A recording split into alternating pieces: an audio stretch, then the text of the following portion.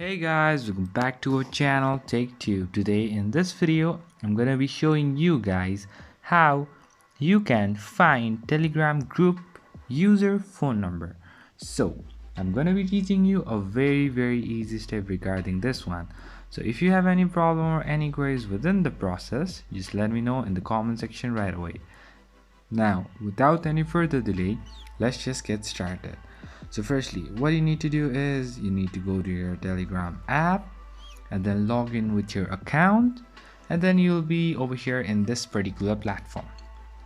Now just choose the group to see the phone number. So I'm going to be choosing this group and go to the profile of the group. So let's say I want to have the number of this person.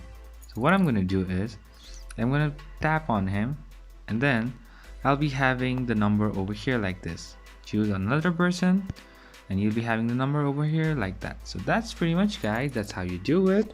I hope this video is helpful for you guys. So thank you for watching our video, guys. If you like our video, please leave a like and do not forget to subscribe our channel and also hit the bell icon so you never miss an update from us. If you have any queries, just let me know in the comment section right away, and I'll see you guys again in our next video. Till then, stay safe, guys. Thank you for watching.